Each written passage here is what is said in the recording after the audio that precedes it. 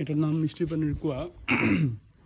মিষ্টি পানি নাম দেওয়ার কারণ হলো মানে মিঠা পানির কূপ, যেহেতু আশেপাশটা হলো সামুদ্রিক এলাকা, লবণাক্ত পানি, কিন্তু এখানে এই কূপটায় কিছুটা মিঠা পানি পাওয়া যায়, সেই হিসাবে এটার নাম দিয়েছে মিষ্টি পানির কূপ বা মিঠা পানির কুয়া।